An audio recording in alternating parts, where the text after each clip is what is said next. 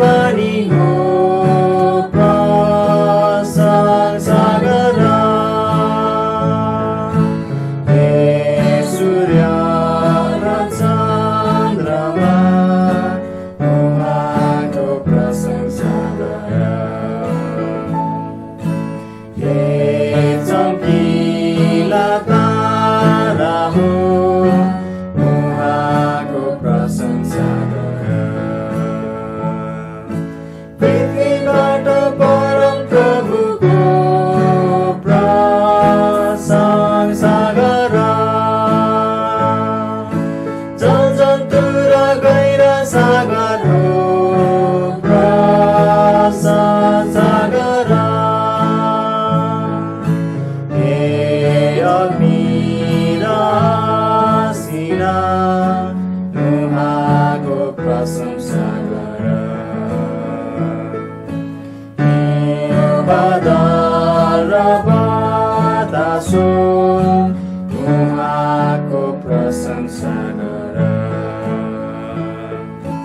हिमाल पहाड डाँडाहरू हो प्रशंसा गर। फलवल वृक्ष र देवदारू हो प्रशंसा गर।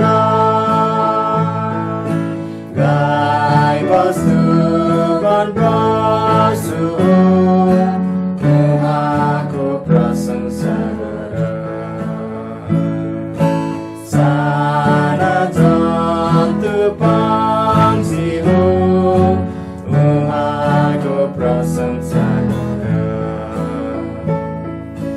पृथ्वीका राजाहरू हो प्रशंसा गर। सबै जाति सबै शासक हो प्रशंसा गर। हे युवक र युवती उहाँको प्रशंसा गर। हे वृद्ध र बालक हो उहाँको प्रशंसा गर। यी सबैले परम प्रभुको प्रशंसा गरौँ। हामी सबले परम प्रभुको प्रशंसा गरौँ। यो नाउँ मात्र महान छ उहाँको प्रशंसा गरौँ। उहाँको महिमा उच्च छ उहाँको प्रशंसा गरौँ।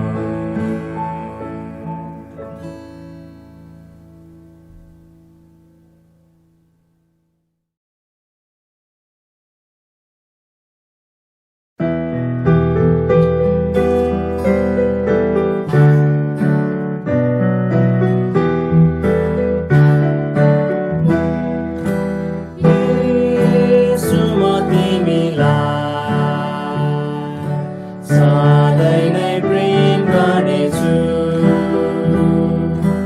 येशू म तिमीलाई सधैँ नै प्रेम गर्नेछु। मसँग तिम्रा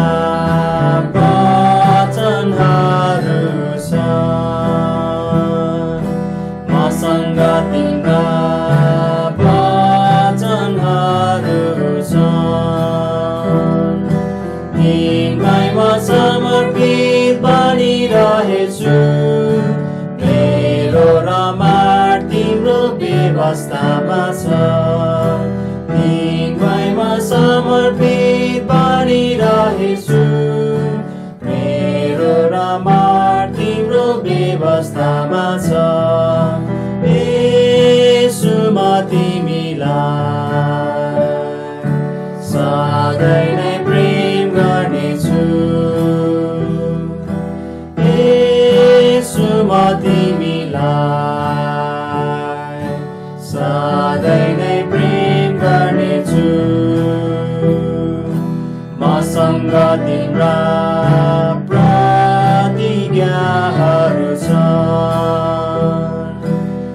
मसँग तिम्रा प्रतिज्ञाहरू छन्। तिनमै म दिनरात ध्यान दिइरहेछु। मेरो रमा तिम्रोसित प्रेममा छ। तिनमै म दिनरात ध्यान दिइरहेछु। मेरो रमा तिम्रोसित प्रेममा छ। येशू म तिमीलाई सधैँ नै प्रेम गर्नेछु। येशू म तिमीलाई सधैँ नै प्रेम गर्नेछु। जसरी मलाई पिताले प्रेम गर्दछन्, जसरी मलाई पिताले प्रेम गर्दछन्, त्यसरी नै तिमीलाई प्रेम गर्नेछु। तिमी मेरो प्रेममा रहिरहु। त्यसरी नै तिमीलाई प्रेम गर्नेछु। तिमी मेरो प्रेममा रहिरहु। येशू म तिमीलाई सधैँ नै प्रेम गर्नेछु। येशू म तिमीलाई सधैँ नै प्रेम गर्नेछु।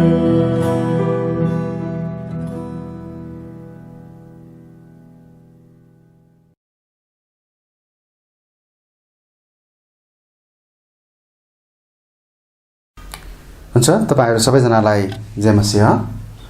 आउनुस् हामी यस हप्ताको र यस महिनाको प्रार्थनाका विषयहरू र सूचनाहरू सुन्नेछौँ। यस महिनाको प्रार्थनाका सूचीहरू हामीले तपाईँ यस मण्डलीका सदस्यहरूलाई इमेल तथा भाइबर मार्फत पठाएका छौँ। तपाईहरूले त्यस सूचीमा रहेका प्रार्थना अनुरोधहरूलाई आफ्नो व्यक्तिगत र पारिवारिक प्रार्थनामा सम्झना गरिदिनु हुन अनुरोध गर्दछु। यदि तपाईको कुनै प्रार्थना अनुरोधहरू छन् भने तपाईहरूले हामीलाई विभिन्न माध्यमद्वारा पठाउन सक्नुहुन्छ। फोन, SMS, इमेल मार्फत तपाईले पठाउन सक्नुहुन्छ। हामी प्रार्थनाको सूचीमा यसलाई राख्नेछौँ। हामी अहिलेको समयमा चर्चका सबै सदस्यहरूको खाँचोहरूको निम्ति प्रार्थना गरौँ, उहाँहरूको स्वास्थ्यको निम्ति पनि प्रार्थना गरौँ। विशेष गरी अहिलेको यो भाइरसको कारण गर्दाखेरि हामी सुरक्षित रहन सकौँ, हामी एकअर्काको निम्ति प्रार्थना गरौँ। र साथै यस रोगको कारणले गर्दाखेरि विश्वभरि देखिएका समस्याहरूको निम्ति प्रार्थना गरौँ अनि हामी हाम्रै देश नेपालको लागि पनि प्रार्थना गरौँ। हामी स्वास्थ्य समस्या भएकाहरूको निम्ति प्रार्थना गरौँ। तपाईहरूको प्रार्थनाको सूचीमा त्यहाँ स्वास्थ्य समस्या भएकाहरूको प्रार्थना अनुरोध छ, तपाईहरूले प्रार्थनामा सम्झिदिनु होला। हामी स्थानीय मण्डलीहरूको निम्ति प्रार्थना गरौँ। नेपालमा रहेका अनि नेपाल बाहिर रहेका स्थानीय मण्डलीहरू र यी समयमा हामी मण्डली भवनमा जुट्न सकिरहेका छैनौँ। यसैले हामीलाई जुन माध्यमबाट प्रभुले चाहिँ संगतिहरू गर्न, सेवाहरू गर्न दिनुभएको छ, त्यसद्वारा नै हामी अझ आत्मिक रूपमा अझ बलियो भइरहन सकौँ, हुन सकौँ। हामी त्यसको निम्ति प्रार्थना गरौँ। हामीले विगतमा प्रार्थना गरिरहेका मिसनरी परिवारहरूको निम्ति प्रार्थना गरौँ। त्यहाँ धेरैजना मिसनरीहरूको नामहरू हामीले विगतमा प्रार्थना गरेकाहरू हामीलाई सम्झना छ, हामी उहाँहरूको निम्ति प्रार्थना गरौँ। हामी राजेश भाइको निम्ति प्रार्थना गरौँ। उहाँलाई अहिले धेरै राम्रो भइरहेको छ उहाँको स्वास्थ्य र अझ पुरै निको हुन को निम्ति हामी परमेश्वरसँग प्रार्थना गरौँ। उहाँको अहिले उपचार भइरहेको छ र राम्रो भइरहेको छ। अझ राम्रोसँग उपचार पुरा हुन सकेको होस्, हामी त्यसको निम्ति पनि प्रार्थना गरौँ। तपाईहरूको अनलाइनद्वारा भेटीहरू को दियाई को निम्ति धन्यवाद छ अनि हामी यसमा परमेश्वरलाई महिमा दिन सक्छौँ कि हामी यस कुरामा पनि भेटिदिने कुरामा पनि हामी सबैजना विश्वासयोग्य हुन सकेका छौँ। प्रभुलाई नै धन्यवाद होस्। हामी यस हप्ताको निम्ति नयाँ पदलाई हेर्नेछौँ। यस हप्ताको निम्ति नयाँ पद हप्ता 42। काम अस्ताउनुभन्दा पहिल्यै रिस मरोस्। काम अस्ताउनुभन्दा पहिल्यै रिस मरोस्। एफिसी 4 अध्यायको 26 पद।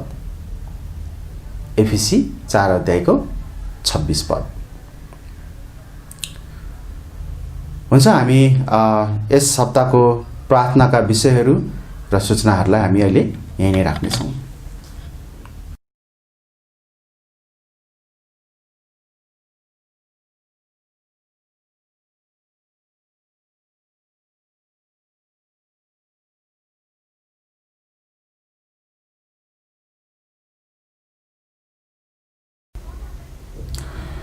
हुन्छ, आउनुहोस् हामी वचनको भागमा अगाडि बढ्नेछौँ। हामीले 12 छानिएका मानिसहरू जसले संसारलाई परिवर्तन गरे भन्ने विषयमा हामीले अध्ययन गरिरहेका छौँ। आज हामी याकुबको जीवनबाट हामी हेर्नेछौँ। याकुब अर्थात् यूहन्नाका दाजु। यसको निम्ति हामी एउटा चाबी पद पढ्नेछौँ अनि यो चाहिँ प्रेरित 12 अध्यायको 1 पद अनि 2 पद हामी हेर्नेछौँ। प्रेरित 12 अध्यायको 1 पद अनि 2 पदमा यस्तो लेखिएको छ। अब त्यही समयतिर हेरोद राजाले मण्डलीका कसै कसैलाई दुःख दिन हात बढाए अनि तिनले यूहन्नाका दाजु याकुबलाई तरवारले मारे। आउनुहोस् हामी यस वचनको भागको निम्ति परमेश्वरसँग सहायता मागौँ। हामी प्रार्थना गरौँ। म प्रार्थना गर्नेछु। हे हाम्रा स्वर्गमा बस्नुहुने पिता, अनि तपाईँ जीवित अनि दयालु परमेश्वर, तपाईको नामलाई उचाल्दछौँ अनि तपाईको वचनलाई हामी आदर दिँदछौँ। तपाईको वचनबाट हामी सिक्नको निम्ति अगाडि बढ्दैछौँ प्रभु।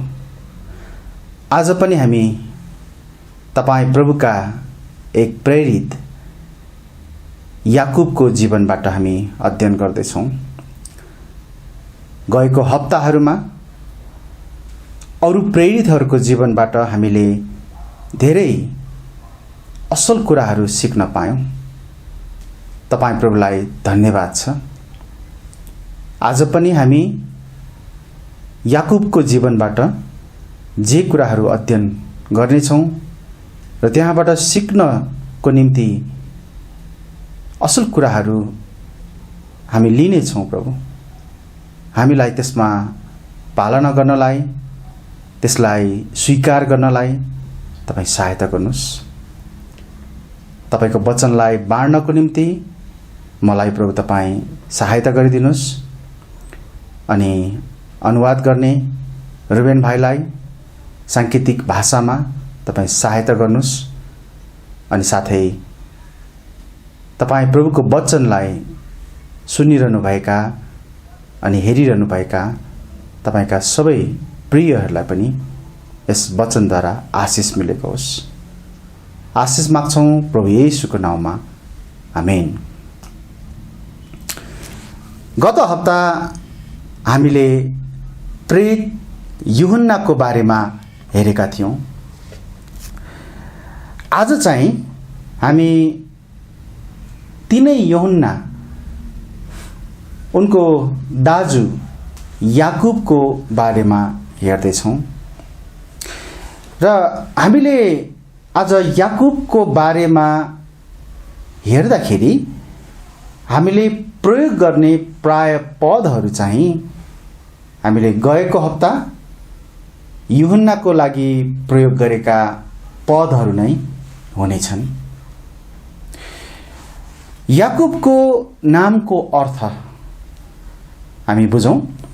याकुबको नामको अर्थ चाहिँ चालाकीपूर्वक कसैको स्थान लिने भन्ने हुन्छ है। चालाकीपूर्वक कसैको स्थान लिने। हामी यूहन्नाको बारेमा हामीले गएको हप्ता हेर्दाखेरि हामीले यूहन्नाको जीवनबाट हामीले सिक्न सक्ने, यूहन्नाको जीवनबाट हामीले प्रेम र विश्वासको बारेमा हामीले सिक्न पाएका थियौँ र यूहन्ना चाहिँ एक भित्री घेरामा रहेको चेला भनेर पनि हामीले हेरेका थियौँ र यूहन्नाको बारेमा धेरै कुराहरू छन् जसलाई हामीले एउटै हप्ता अथवा गएको पाठमा हामीले हेर्न सकेका थिएनौँ। याकुबको जीवनबाट पनि हामी त्यसरी नै धेरै धेरै कुराहरू सिक्न सक्छौँ र धेरै ठाउँमा याकुबको बारेमा बयान गरिएको पनि छ। तर आज हामी ती सबै कुराहरू हेर्न सक्दैनौँ, तर केही महत्त्वपूर्ण कुराहरूलाई हामी पक्कै हेर्नेछौँ। आउनुहोस् हामी सुरु गरौँ। सबैभन्दा पहिलो चाहिँ हामी हेरौँ, बाइबलमा धेरै याकुबहरूको कुरा गरिएको छ अथवा धेरैजना याकुबहरू छन्। त कुन चाहिँ याकुब त? हामीले हेर्न लागेको याकुब चाहिँ कुन चाहिँ हो?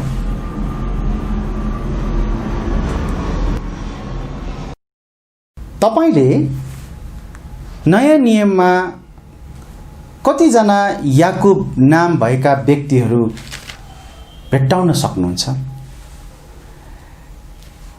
पक्कै पनि तपाईले हेर्नुहुँदा त्यहाँ याकुब नाम भएका व्यक्तिहरूको कारणले गर्दाखेरि केही अलमल पनि हुनुभयो होला कि यो चाहिँ कुन चाहिँ याकुब हो, मैले कसको बारेमा हेर्दैछु। सायद त्यस्तो पनि तपाईको जीवनमा भएको छ होला। नयाँ नियममा येशू ख्रीष्टको सेवकाईसँग जोडिएका त्यहाँ 3 जना याकुबहरू छन् है, जसमध्येमा एकजना चाहिँ प्रेरित याकुब जो जब्दीका छोरा थिए, अनि अर्को पनि प्रेरित नै हुन्, प्रेरित याकुब जो चाहिँ अल्फयसका छोरा थिए। यसैगरी अर्को एकजना याकुब पनि छन् जो चाहिँ हाम्रा प्रभु येशूका भाइ हुन् है। यी 3 जना याकुबहरू चाहिँ येशूसँगको सेवकाईमा प्रत्यक्ष रूपमा जोडिएका व्यक्तिहरू हुन्। त्यहाँ अर्को एकजना पनि याकुब छन् जसलाई चाहिँ अङ्ग्रेजी केजीबी बाइबल र नेपाली टिबिएस बाइबलमा लुका 6:16 र प्रेरित 1:13 प्रेरित यहुदाको दाजु भनिएको छ। अनि अन्य अरू अनुवादहरूमा तपाईले हेर्नुभयो भने चाहिँ याकुबका छोरा यहुदा भनिएको छ, अर्थात् यहुदाका बाबु। र यी यहुदा चाहिँ प्रभुलाई धोका दिने यहुदा होइनन्, जसलाई हामी यहुदा इस्करियोती भन्ने गर्छौँ। तर यी यहुदा चाहिँ अर्को यहुदा हुन्, जसलाई बाइबलमा थद्देयस वा लेबेयस पनि भनिएको छ। अनि यी यहुदाको विषयमा हामी आउने अध्ययनहरूमा हामी विस्तृत रूपमा हेर्नेछौँ। यसैले त्यहाँ तीनजना याकुब त प्रत्यक्ष रूपमा प्रभुसँगको सेवकाईमा जोडिएका व्यक्तिहरू थिए भने एकजना अर्को याकुब पनि रहेछ, जसलाई चाहिँ कुनै बाइबलले यहुदाका दाजु भनेको छ भने कसैले चाहिँ यहुदाका बाबु पनि भनेका छन्। आज हामीले जुन याकुबको बारेमा सिक्दैछौँ, यी याकुब चाहिँ जब्दीका छोरा थिए अथवा जब्दीका छोरा हुन् है। मसँग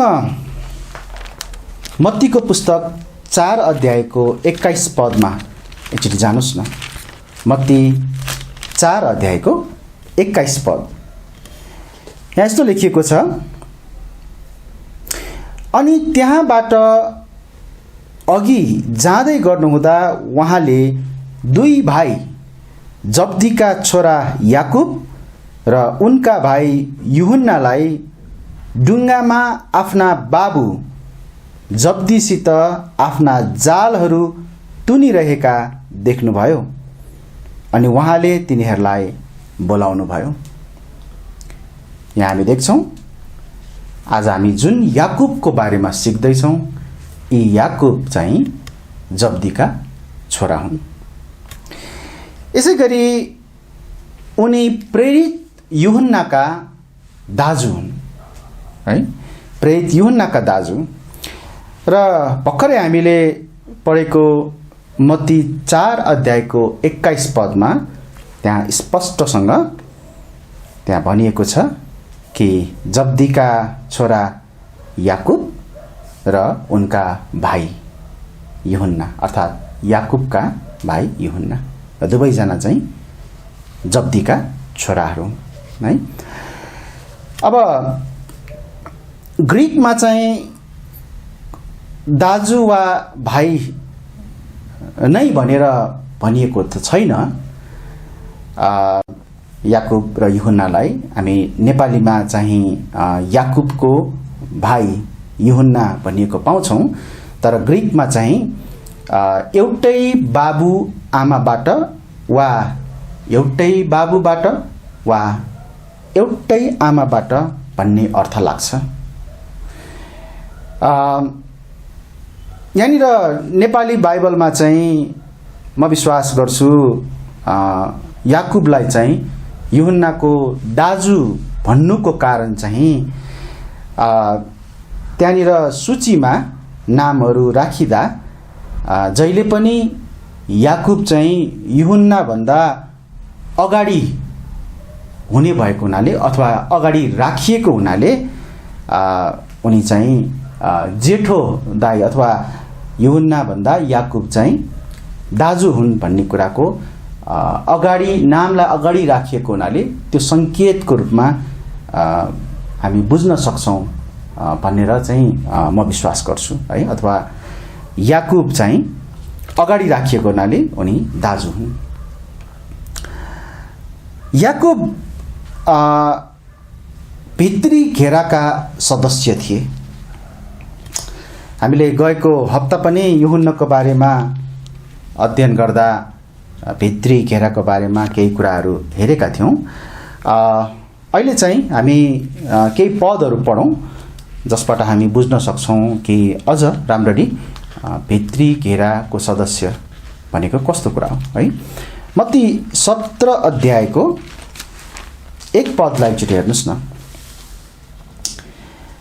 मत्ती 17 अध्यायको 1 पदमा, अनि 6 दिनपछि येशूले पत्रुस, याकुब र उनका भाइ यूहन्नालाई लिएर उनीहरूलाई एउटा अग्लो पहाडमाथि एकान्तमा लैजानुभयो। हामी यहाँ देख्छौँ प्रभु येशूले पत्रुस, याकुब र उनका भाइ यूहन्नालाई मात्र त्यो पहाडमाथि लिएर जानुभएको छ। अरू प्रेरितहरू वा चेलाहरूलाई छैन। यसै गरी मर्कुस 5को 37 मा पनि हेरौँ। मर्कुस 5को 37 मा यहाँ यस्तो लेखिएको छ, हामी पढौँ यहाँ पनि। अनि उहाँले पत्रुस, याकुब र याकुबका भाइ यूहन्नालाई बाहेक अरू कसैलाई आफ्नो पछि आउन दिनु भएन है। यहाँ 3 जना व्यक्तिहरू पत्रुस, याकुब र यूहन्नालाई मात्र प्रभुले उहाँले चाहिँ आफ्नो साथमा लानुभएको छ, अरूलाई छैन। र मर्कुसमै हामी 14को 33 मा पनि हेरौँ। मर्कुस 14 अध्यायको 33 पदमा त्यहाँ पनि यस्तो लेखिएको छ। मर्कुस 14 अध्यायको 33 पद, अनि उहाँले पत्रुस, याकुब र यूहन्नालाई आफ्नो साथमा लैजानुभयो, अनि उहाँ साह्रै विचलित र अति व्याकुल हुन लाग्नुभयो। भित्री घेराका सदस्य भनेको कस्तो हो भने, हामीले जसरी गएको हप्ता यूहन्नाको बारेमा हेर्दा पनि सिकेका थियौँ कि उहाँका धेरैजना चेलाहरू थिए, जसमा 12 जना चाहिँ उहाँका प्रेरितहरू थिए, उहाँका नजिकका चेलाहरू, र त्यसमध्येमा पनि अझ नजिकका चेलाहरूको रूपमा हामी 3 जना पाउँछौँ, जसलाई चाहिँ भित्री घेरामा रहेका चाहिँ नजिकका चेलाहरू अथवा सदस्यहरू हामी भन्न सक्छौँ।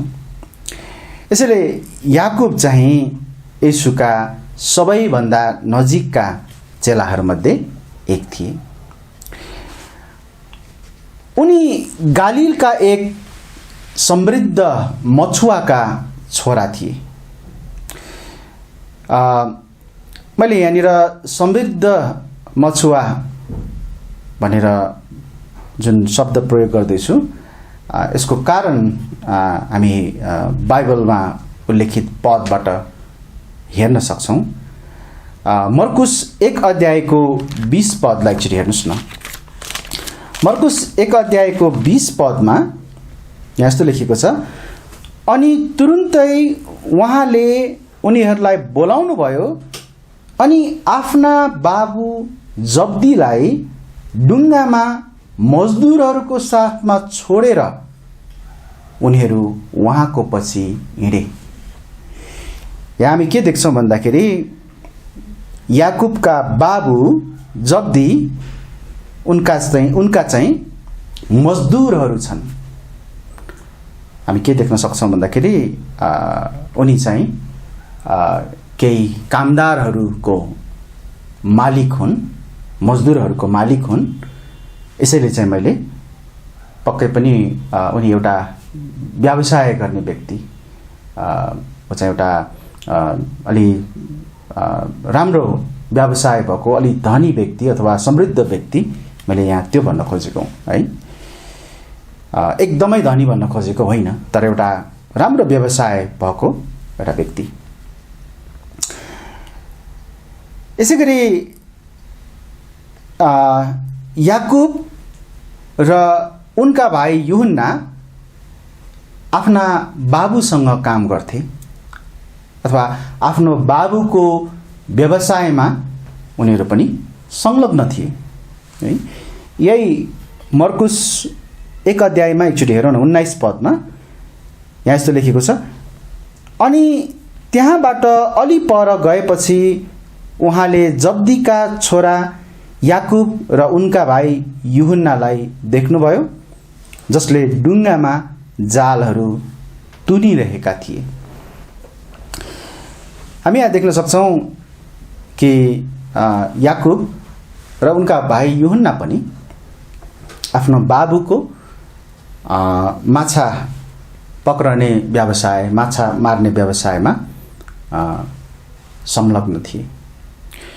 र यो कुनै नौलो कुरा होइन कि बाइबलकालीन समयमा यहुदीहरूको चलन चाहिँ कस्तो थियो भन्दा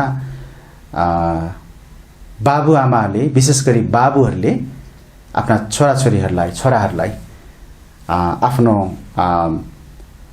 व्यवसाय, आफ्नो काम, आफ्नो सिपलाई चाहिँ उनीहरूले सिकाउने गर्थ्यो र उनीहरूका सन्तानहरूले पनि आफ्ना बाबुको चाहिँ कामलाई उनीहरूले निरन्तरता दिन्थ्यो।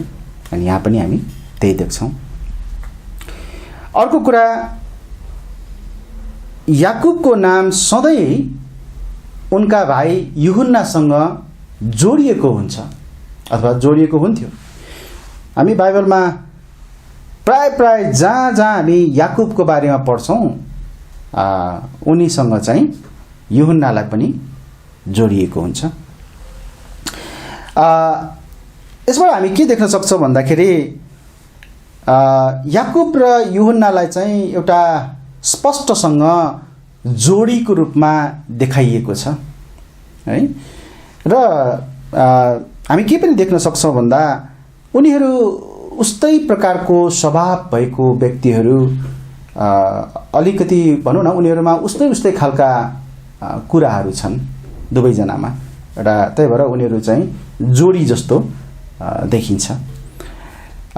यदि तपाईँले मर्कुस 3 अध्यायको 17 पदमा पढ्नुभयो भने दुवैजनालाई चाहिँ गर्जनका छोराहरू भनेर भनिएको छ, दुवैलाई है। यसैले उनीहरू दुवै चाहिँ धेरै समान खालका जोडी बनाउन लायकका व्यक्तिहरू जस्तो देखिन्छ है। यसै गरी याकुब र उनका भाइ यूहन्ना पत्रुसका पनि साझेदारहरू थिए है। हामीलाई थाहा छ पत्रुस पनि माछा पक्रने, माछा मार्ने एउटा काम गर्ने व्यक्ति थियो। र हामी बाइबलमा देख्न सक्छौँ कि याकुब र यूहन्नाले चाहिँ पत्रुससँगै त्यस व्यवसायमा, त्यस काममा सँगै काम गर्दथे है। एउटा पद हामी हेर्न सक्छौँ, लुका 5 अध्यायको 10 पद है। त्यहाँ यस्तो लेखिएको छ, लुका 5 अध्यायको 10 पदमा म पढ्नेछु। 5 अध्यायको 10 पदमा, अनि यसरी नै जब्दीका छोरा याकुब र यूहन्ना पनि जो सिमोनका साझेदार थिए छक्कै परे। अनि येशूले सिमोनलाई भन्नुभयो, नडराऊ, अबदेखि उसो तिमीले मानिसलाई पक्रनेछौ। हामी यहाँ साझेदार भन्ने शब्दलाई नै प्रयोग गरिएको हामी पाउन सक्छौँ है। यसै गरी याकुब चाहिँ दोस्रो ख्रिस्टियन शहीद थिए, हामी त्यसरी भन्न सक्छौँ। याकुब चाहिँ दोस्रो ख्रिस्टियन शहीद थिए। यदि हामी बाइबलमा उल्लेख भएका घटनाक्रमहरूलाई हेर्छौँ भने हामी स्टिफनस अथवा स्टिफनसलाई पहिलो ख्रिस्टियन शहीदको रूपमा हामी प्रेरित 7 अध्यायमा पाउन सक्छौँ। र त्यसपछि याकुब चाहिँ दोस्रो ख्रिस्टियन शहीदको रूपमा र प्रेरितहरूमा चाहिँ पहिलो शहीदको रूपमा हामी पाउन सक्छौँ। अनि उनको बारेमा प्रेरित 12 अध्यायमा उनलाई मारिएको त्यो घटना उल्लेख गरिएको हामी पढ्न पाउँछौँ। बाइबल विद्वानहरूको विश्वासमा याकुबको सेवकाईको सुरुवात अथवा बोलावट हामी भन्न सक्छौँ र उनको मृत्युको बीचमा चाहिँ झन्डै 17 वर्षको अवधि त्यहाँ थियो है। उनको बोलावट सेवकाईको निम्ति र उनको मृत्युको बीचमा। यसैगरी हामी दोस्रो मुख्य बुदालाई अब यहाँ ध्यान दिउँ, यहाँनिर हेरौँ, उनको परिवारको बारेमा अलिकति हामी जानौँ है। उनको परिवारको बारेमा उनी एउटा सम्पन्न परिवारबाट आएका थिए। उनी एउटा सम्पन्न परिवारबाट आएका थिए। यो चाहिँ यस तथ्यद्वारा प्रमाणित हुन्छ कि उनका बाबुले मजदुरहरूलाई काममा राखेका थिए, जुन मजदुरहरूले उनका बाबुको ढुङ्गाहरूको र माछाहरूको व्यवस्थापन गर्थे। हामीले अघि भर्खरै मर्कुस 1 अध्यायको 20 पद पढिसकेका छौँ, जहाँ चाहिँ हामी याकुबका बाबुका त्यहाँ मजदुरहरू थिए भनेर उल्लेख गरिएको हामी पढ्न पाउँछौँ। अब बाइबलकालीन समयमा कामदारहरू राख्न सक्नु, दासहरू नोकर चाकरहरू राख्न सक्नु भनेको चाहिँ एक प्रकारले केही सम्पन्न व्यक्तिहरू है, आर्थिक रूपमा पनि केही राम्रो स्तरमा रहेका व्यक्तिहरू हुन् भन्ने कुराको सङ्केतको रूपमा हामी पाउन सक्छौँ है। अनि त्यही आधारमा नै हामीले यहाँ उनी एउटा सम्पन्न परिवारबाट आएका थिए भन्ने कुरालाई हामीले यहाँ हेर्न खोजेका हौँ। यसैगरी एउटा यस्तो पनि त्यहाँनिर विश्वास गरिन्छ कि उनको पिता अर्थात् याकुबका पिता जब्दी महापुजारी कायफाका मित्र थिए। यदि तपाईले यूहन्ना 18 अध्यायको 15 पदमा हेर्नुभयो भने त्यहाँ के भएको छ भन्दाखेरि सिमोन पत्रुस येशूको पछि पछि महापुजारीको चोकभित्र पसेका छन् र उनको साथमा त्यहाँ अर्को एकजना चेला पनि पसेका छन्, जो चाहिँ यूहन्ना नै हुन् भन्ने विश्वास गरिन्छ। तपाईहरुलाई पक्कै याद छ होला, गएको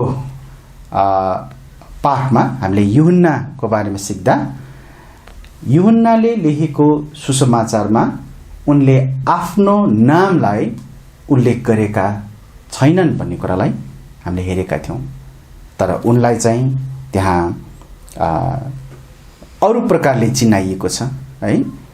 जस्तो येशूको छातीमा अडेसिएर बस्ने चेला, हैन, जसलाई येशूले प्रेम गर्नुभयो, हो यस्तो प्रकारको। अनि हामी यूहन्ना 18 को 15 मा पनि त्यहाँनिर चाहिँ त्यहाँ अर्को एकजना चेला भनेर भनिएको छ। यूहन्नाले आफ्नो नाम उल्लेख गरेको छैन। अब विचार गर्नुहोस् है, यी यूहन्ना महापुजारीका चिनारो थिए भनेर यस पदमा भनिएको छ।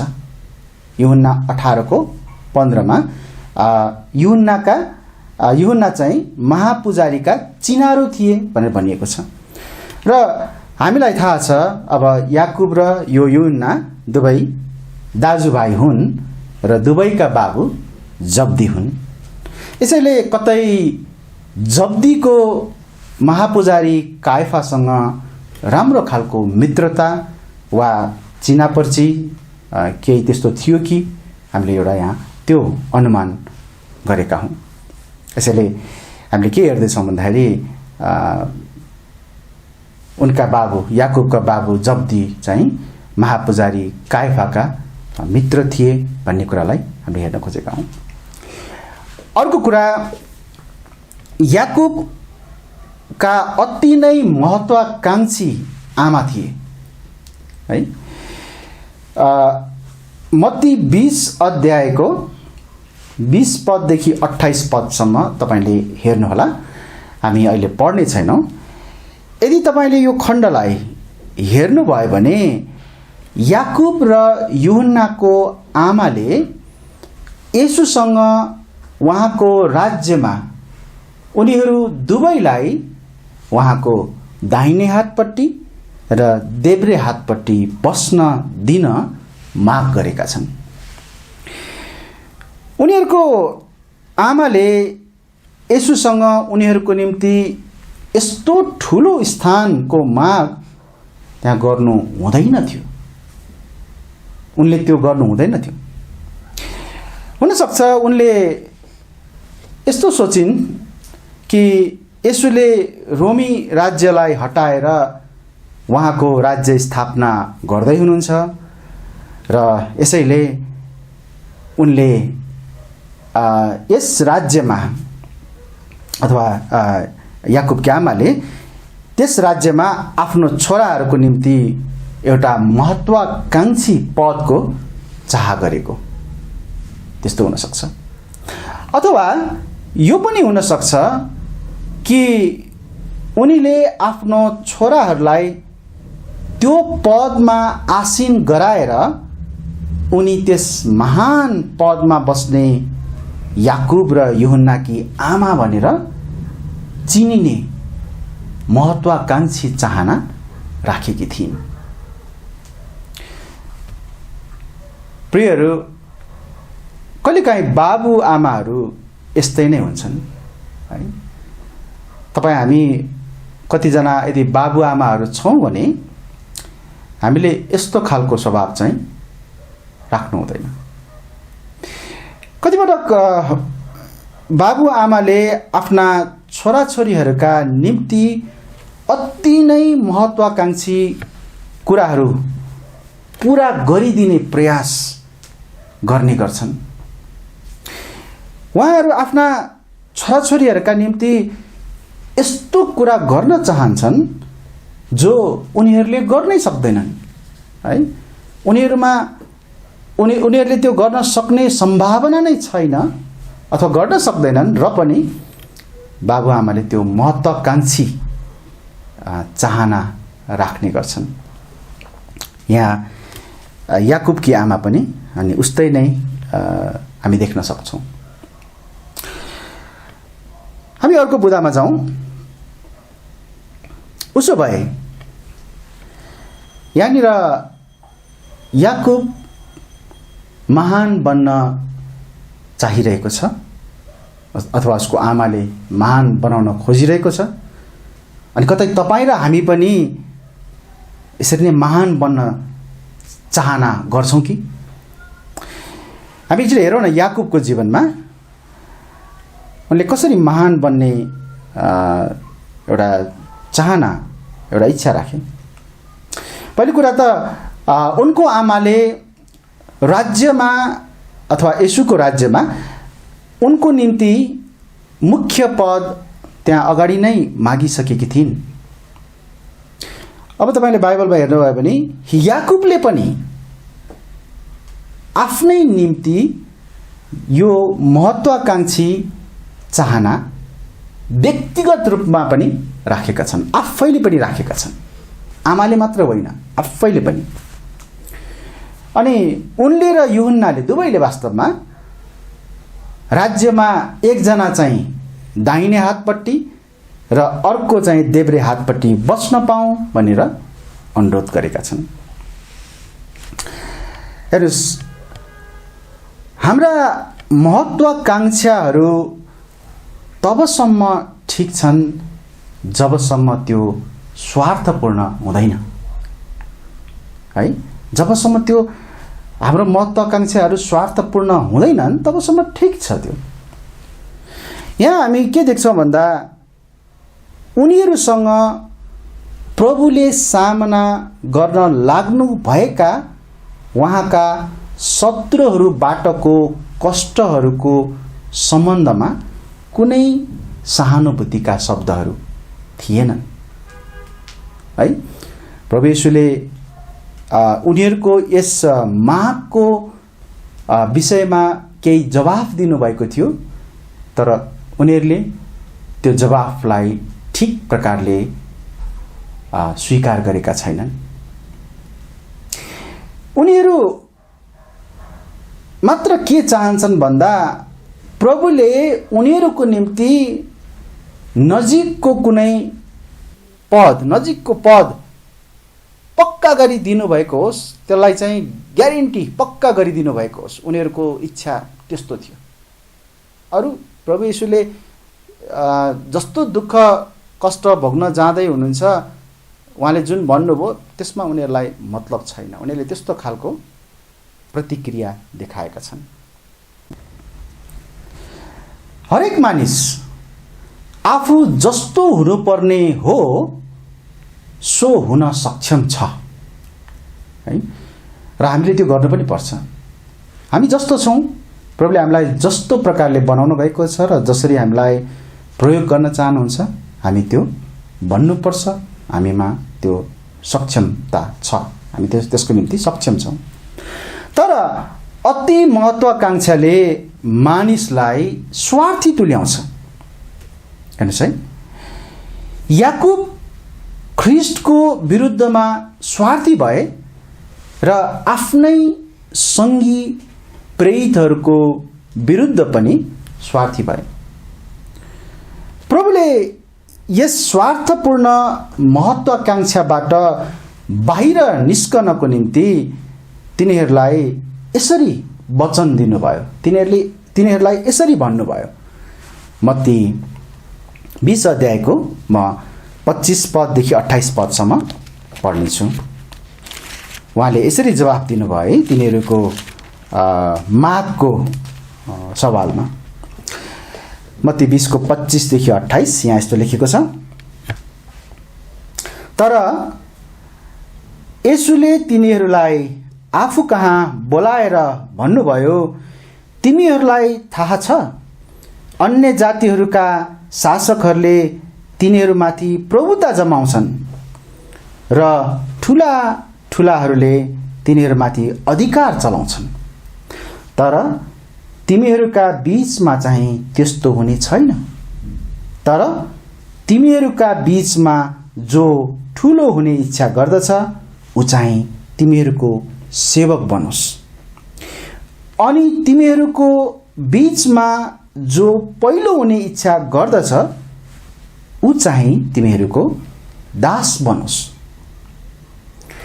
त्यसरी नै मानिसका पुत्र पनि सेवा गरिनलाई होइन, तर सेवा गर्न र धेरैको सट्टामा छुटकाराको दामका निम्ति आफ्नो प्राण दिन आए। प्रभुले एउटा स्वार्थपूर्ण माग राखेका व्यक्तिहरूलाई यसरी जवाफ दिनुभयो कि तिमीहरू चाहिँ ठुलो बन्न चाहना गर्ने होइन, तर तिमीहरूले आफैलाई सानो बन्ने चाहना राख्नुपर्छ। किनकि म पनि सेवा गरिनलाई होइन, तर धेरैलाई सेवा गर्न, धेरैलाई छुटकारा दिन, आफ्नो प्राणलाई दिन आएको हुँ। कस्तो राम्रो नमुना है। कहिलेकाहीँ मानिसको महत्त्वाकांक्षाले उसलाई अन्धो बनाउँछ। यदि तपाईले मर्कुस 10 अध्यायको 38 पददेखि 39 पदसम्म हेर्नुभयो भने, जब याकुब र यूहन्नाले पनि उनीहरूलाई चाहिँ ख्रिस्टको राज्यमा दाहिनेपट्टि र देब्रेपट्टि स्थान दिनुस् भनेर माग गरे र प्रभुले चाहिँ उनीहरूलाई के तिमीहरूले जे माग्दैछौ त्यो कस्तो कुरा हो भनी थाहा छ भनेर प्रश्न गर्नुभयो है। जब उहाँले जुन कचौरा म पिउँदैछु के तिमीहरू पिउन सक्छौ, जुन बप्तिस्मा मेरो हुँदैछ के तिमीहरूले त्यो बप्तिस्मा लिन सक्छौ भनेर प्रश्न गर्नु हुँदाखेरि अचम्म उनीहरूले कस्तो प्रतिक्रिया दिए भन्दा हामी सक्छौँ। हेर्नुहोस् है, उनीहरूको त्यो महत्त्वाकांक्षामा उनीहरू यति अन्धो भइसकेका थिए कि उनीहरूले के जवाफ दिँदैछन् त्यो पनि उनीहरूलाई थाहा छैन। कस्तो जवाफ दिँदैछु उनीहरूलाई त्यो कुराको कुनै विचारै छैन, हेक्का नै छैन। प्रभुले पिउनु हुने कचौरा कसले पिउन सक्छ र? याकुब, यूहन्ना र अरू कोही पनि मानिसहरूले यो सक्दैन। यो म बुझ्न सक्दिनँ कि याकुबले के बुझेर येशूले पिउनु हुने कचौरा पिउन सक्छु, येशूले लिनुहुने बप्तिस्मा लिन सक्छु भन्न सके। उनले आफू के भन्दैछ भन्ने कुरा उनलाई थाहा थिएन। उनी आफूले पाउन चाहेको त्यो पदको निम्ति यति उत्साहित थिए कि उनी त्यस महत्त्वाकांक्षामा अन्धा भएका थिए। तपाईलाई कस्तो लाग्छ? याकुब यस महानताको निम्ति योग्यको थियो अथवा योग्यको छ? कस्तो लाग्छ? कुनै पनि व्यक्तिले जब आफू महान हुन खोज्छ, आफूले एउटा अति ठुलो महत्त्वाकांक्षा राख्छ,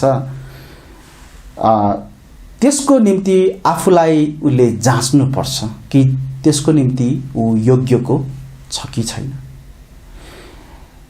महानताको मार्ग भनेको कस्तो हो त है? एकपटक हामी विचार गरौँ न है यस विषयमा। हामी केही खण्ड, एउटा खण्ड तर केही पदहरू हामी एकचोटि हेरौँ। यो चाहिँ मर्कुस 10 अध्यायको 43 पददेखि 45 पदसम्म।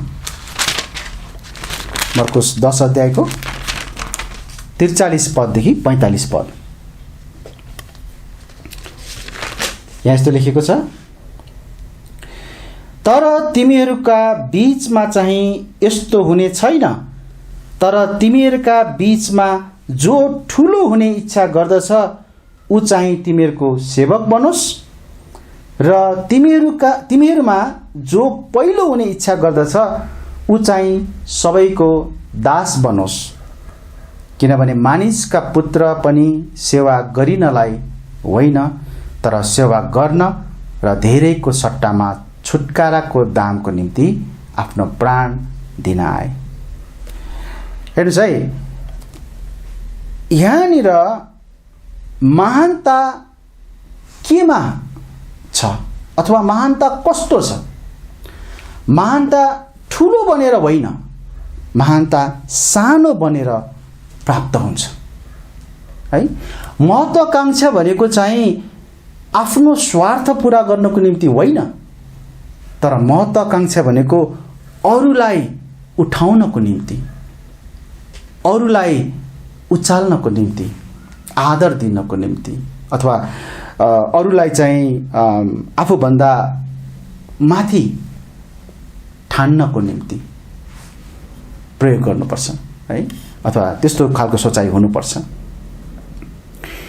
एक उच्च महत्त्वाकांक्षा राख्नुभन्दा बरु संसारमा तल झरेर उच्च हुनु र मानव जातिलाई केही माथि उठाउनु राम्रो हो है। म फेरि एकपटक भन्न चाहन्छु,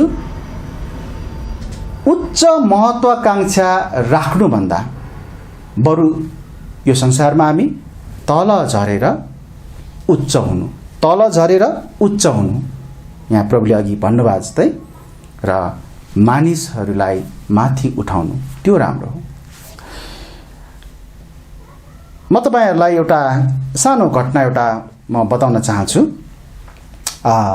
अस्ट्रेलिया भन्ने देशमा धेरै वर्ष अगाडि भएको एउटा खेलको दौरानको एउटा घटना। एकजना धावक, कुद्ने व्यक्ति जसको नाम चाहिँ जोन ल्यान्डी उनी चाहिँ एउटा दौडमा थियो र उसले चाहिँ उपाधि जित्नको निम्ति चाहिँ 2 महिनादेखि कडा परिश्रम गरिरहेको थियो र यो चाहिँ राष्ट्रिय स्तरको अथवा त्यही देशको मात्र खेलाडीहरूको खेल थियो र त्यस खेलमा जित्नेले ओलम्पिक खेलमा पनि सहभागी हुन सक्थ्यो। अनि मेलबर्न भन्ने सहरमा चाहिँ त्यहाँ भएको रङ्गशालामा यो खेल भएको थियो, जहाँ चाहिँ 50,000 मानिसहरू त्यहाँ खेल हेर्न आएका थिए। तर यो दौडभन्दा अगाडि नै उसले एउटा कीर्तिमान बनाइसकेको थियो। उसको एउटा राम्रो कीर्तिमान थियो जसलाई कसैले तोडेको थिएन। यो दिन ऊ दौडिँदै थियो, ऊ एकदमै बलियोसँग दौडिरहेको थियो र मानिसहरूले उसलाई एकदमै उत्साह दिइरहेको थियो, आवाज दिइरहेको थियो। अनि कुद्दै कुद्दै गर्दा उसले मानिसहरूले दिइरहेको त्यो उत्साहको प्रतिक्रिया स्वरूप हाँसेर टाउको यताउता उसले चाहिँ घुमाइरहेको थियो, कुद्दै पनि थियो। त्यही बेलामा उनले चाहिँ पछाडिपट्टि अथवा सँगै अलिकति पछाडि एकजना अर्का प्रतिस्पर्धी, अर्को एकजना धावक चाहिँ लडेको देखे। कुनै हिचकिचाहट बिना कुनै अलमल उनी तुरुन्तै रोकिए र त्यस लडेका प्रतियोगी भएको ठाउँमा पुगे, उनलाई उठाए र उनलाई कुनै चोटपटक लागेको छ कि भनेर उनले हेरे र सबै ठिकठाक छ भन्ने कुरा पक्का भएपछि उनी फेरि दौडे है। उनी भन्नाले फेरि ऊ चाहिँ पुरुष हो है, उनी भन्न खोजेको उनी स्त्री होइन फेरि है। ऊ चाहिँ फेरि दौडे र उनले अगाडि पुगेका अन्य प्रतियोगीहरूलाई भेट्टाए है। उनले त्यो खेललाई पुरा गरे, त्यो दौडलाई पुरा गरे। तपाईलाई थाहा छ, विज्ञहरूले हिसाब निकाल्दाखेरि के पायो भन्दाखेरि यदि उनले त्यो लडेको अर्को व्यक्तिलाई उठाउन नगएको भए, उसले आफ्नो दौडलाई नरोकेको भए, उसले चाहिँ आफ्नै कीर्तिमानलाई भङ्ग गर्न सक्थ्यो। र त्यति मात्र होइन, उनी कुदिरहेको त्यो ट्र्याकमा, त्यो जुन कुद्ने ठाउँ हुन्छ त्यहाँ जुन एउटा लाइनहरू हुन्छ, धर्काहरू, उनी त्योभन्दा बाहिर गएको हुनाले ऊ चाहिँ ओलम्पिक खेल खेल्नको निम्ति ऊ चाहिँ योग्यको पनि भएन, किनकि त्यो नियम विरुद्ध हुन गयो। यो असामान्य घटना थियो। ऊ उपाधि जित्नुभन्दा लडेका धावकलाई वास्ता गर्ने धावक थियो। तपाईले युट्युबमा खोज्न सक्नुहुन्छ है, यो खेल श्याम श्वेत भन्छ नि, ब्ल्याक एन्ड व्हाइट एउटा जमानाको धेरै पुरानो त्यो भिडियो तपाईले पाउन सक्नुहुन्छ। उनी आफूले जित्नुभन्दा त्यो लडेका धावकप्रति उनले वास्ता गरेको हामी त्यहाँ पाउँछौँ। एकजना खेल पत्रकारले कस्तो लेखे भन्दाखेरि उनको बारेमा कि जब महान खेलाडीहरूको बारेमा लेखिनेछ त्यहाँ यी धावकको सम्झना गरिनेछ जो आफ्नो महत्वाकांक्षालाई भन्दा अरूको बारेमा ख्याल गर्थे। हामीले याकुबको जीवनमा र यस व्यक्तिको जीवनबाट हामी तुलनात्मक रूपमा हामीले सिक्न सक्ने कुरा यही नै हो कि हामी चाहिँ महान बन्न चाहन्छौँ भने हामी सबैभन्दा सानो हुनैपर्छ, हामी होच्चिनै पर्छ, हामी दास, पहिलो हुनको निम्ति हामी दास बन्नै पर्छ। अब हामी अर्को अन्तिम एउटा बुदामा जानेछौँ। उसो भए के याकुब सधैँ नै त्यस्तो महत्त्वाकांक्षा राख्ने, सधैँ पहिलो हुन चाहने, अरूलाई चाहिँ ढकेलेर अरूलाई चाहिँ उसले चाहिँ वास्ता नगरेर स्वार्थी बनेर के ऊ चाहिँ प्रभुको योग्य अथवा एउटा महान व्यक्ति बने त? निश्चय नै त्यस्तो छैन। याकुब प्रभुमा योग्य भए, तर उनको अति स्वार्थीपूर्ण महत्त्वाकांक्षाले होइन, तर नम्र भएर, दास भएर, तल झरेर है। अलिकति हामी उनको बारेमा हेरौँ। याकुब आफ्नो विश्वासको निम्ति मर्ने दोस्रो ख्रिस्टियन शहीद र प्रेरितहरूमा पहिलो शहीद भए। बाइबलमा उल्लेख गरिए अनुसार भन्न खोजेको, बाइबलमा तथ्याङ्क राखिए अनुसारको। हामीले सुरुमा नै चाबी पद पढेका थियौँ, प्रेरित 12 को 1 पद र 2 पदमा। म फेरि एकपटक पढ्नेछु। अब त्यही समयतिर हेरोद राजाले मण्डलीका कसै कसैलाई दुःख दिन हात बढाए अनि तिनले यूहन्नाका दाजु याकुबलाई तरवारले मारे। म यहाँ देख्दछु एउटा कुरा, त्यो चाहिँ के भन्दाखेरि यी व्यक्ति जसले चाहिँ स्वार्थपूर्ण इच्छा राखेर महान बन्न खोजेका थिए, पहिलो बन्न खोजेका थिए, अब चाहिँ स्वार्थले होइन तर अरूको सेवा गर्दै नम्र भएर झुकेर दास बनेर उनी पहिलो भएका छन्। के कुरामा पहिलो भएका छन्? ख्रीष्टको सेवामा शहीद बन्ने पहिलो प्रेरित भएका छन्। याकुबको अन्तिम प्रभाव अथवा याकुबको जीवनको अन्तिम समयमा घटेको घटनाको प्रभाव पनि एउटा ज्यादै चाखलाग्दो छ। त्यो चाखलाग्दो इतिहास चाहिँ कस्तो छ भने, सांसारिक इतिहासले याकुबलाई दोष लगाउने एक व्यक्तिको बारेमा बताएको छ, उल्लेख गरेको छ, जो प्रेरित याकुबको ख्रीष्टमा रहेको विश्वासको कारण साह्रै प्रभावित भए र उनी आफैले सतावट पनि पाएपछि र सतावट पाएर पनि उनले प्रभुलाई विश्वास गरे र त्यति मात्र होइन, याकुब जस्तै उनको पनि टाउको छिनाएर मारियो। एउटा व्यक्तिले किन यसरी याकुबलाई नमुनाको रूपमा पछ्याउनु पर्यो? एकचोटि विचार गर्नुहोस् न। त्यो याकुब जसले येशूको अगाडि आएर उहाँको राज्यमा देब्रे वा दाहिने एउटा पद मागेको थियो, एउटा स्थान मागेको थियो, त्यस्तो महत्त्वाकांक्षा राख्ने व्यक्ति यहाँ अर्कै याकुब भएका छन्। परिवर्तित याकुब यहाँ छन्, जसको जीवनलाई देखेर एउटा अर्को मानिस पनि प्रभावित भएर याकुबको जस्तै मृत्यु उनले भोगेका छन्। म निष्कर्षमा आउँछु।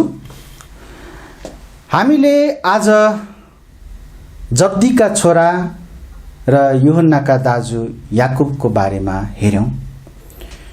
उनको जीवनबाट सिक्न सक्ने धेरै कुराहरू मध्ये एउटा कुरा चाहिँ आफ्नो स्वार्थपूर्ण महत्त्वाकांक्षाहरूलाई त्याग्नु र प्रभुको निम्ति झुक्नु, प्रभुको निम्ति नम्र हुनु, प्रभुको निम्ति तल झर्नु।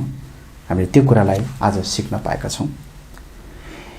येशूको राज्यमा उहाँको दाहिने वा देब्रे स्थान खोज्ने यी मानिस पछि कसरी प्रभुको निम्ति प्रेरितहरूमध्ये पहिलो शहीद बन्न सके? पक्कै पनि उनले आफ्नो उच्च महत्वाकांक्षालाई त्यागेका थिए। उनी आफ्नो स्वार्थलाई होइन तर अरूको बारेमा वास्ता गर्ने व्यक्ति बने। के हाम्रो निम्ति पनि प्रभु यही चाहनुहुन्छ? के तपाईको निम्ति प्रभु त्यही चाहनुहुन्छ? के मेरो निम्ति प्रभु त्यही चाहनुहुन्छ? निश्चय नै। यदि हाम्रो जीवनले केही स्थान अथवा एउटा सम्मानजनक एउटा माथिल्लो स्थान पाउने इच्छा गर्छौं भने सुरुमा चाहिँ हामीले आफैलाई झुकाउनै पर्छ। जो झुक्छ, जो दास बन्छ, जो सेवक बन्छ, उसलाई नै प्रभुले पछि ठूलो स्थान दिनुहुनेछ। आज हामीले यही कुरालाई सिक्न पाएका छौं। म अन्तिम प्रार्थना गर्नेछु, त्यसपछि आजको सेवाबाट हामी छुट्नेछौं। धन्यवाद छ प्रभु तपाईको जीवित प्रभावशाली वचनको निम्ति। प्रभु तपाईको वचन यति स्पष्ट छ कि हामीलाई कसरी जिउनु पर्छ भन्ने कुरा तपाईले सिकाउनुहुन्छ। याकुबको जीवन कस्तो थियो अनि कस्तो भयो, अनि हाम्रो जीवन पनि कस्तो छ र कस्तो हुनुपर्छ यो जाँच्नु पर्ने कुरा आज तपाईले सिकाउनु भएको छ। प्रभु यदि हामी नम्र नबनिकन, नझुकिकन, सेवक नबनिकन, दास नबनिकन यदि हामी माथिल्लो पद खोज्छौं भने त्यो तपाईको दृष्टिमा कहिले पनि सम्भव छैन, त्यो हुनै सक्दैन। तर तपाई प्रभुले हामीलाई आफ्नै नमुना पनि देखाउनु भयो। तपाई ख्रीष्ट येशूले जो यस संसारमा आउनुभयो सेवा लिनको निम्ति होइन तर सेवा गर्नको निम्ति, दासको रूपमा, र तपाईले अन्तिममा आफ्नो प्राण समेत दिनुभयो। यो हाम्रो निम्ति कति ठूलो नमुना हो। हामी पनि तपाई प्रभु जस्तै बन्न सकौं प्रभु। अनि तपाईको दास याकुब जस्तै, उनको पछिल्लो जीवनको जस्तै नमुना हामी पनि लिन सकौं प्रभु। हुन सक्छ हाम्रो घमण्डले, हाम्रो महत्वाकांक्षाहरूले हामीलाई तपाईको प्रिय बनाउन, तपाईले चाहनु भएको स्थानमा आउनलाई हामीलाई गाह्रो हुन्छ, त्यसले रोक्दछ निश्चय नै। यसैले हामीले आफैलाई जाँच्न सकौं र हामी आफूलाई नम्र तुल्याउन सकौं, झुकाउन सकौं। तपाईको वचनको निम्ति धन्यवाद छ। आज हामी सबैलाई यसद्वारा आशिष मिलेको होस्। आशिष माग्छौं प्रभु येशू ख्रीष्टको नाममा, आमेन। हुन्छ, सबैलाई जय मसीह।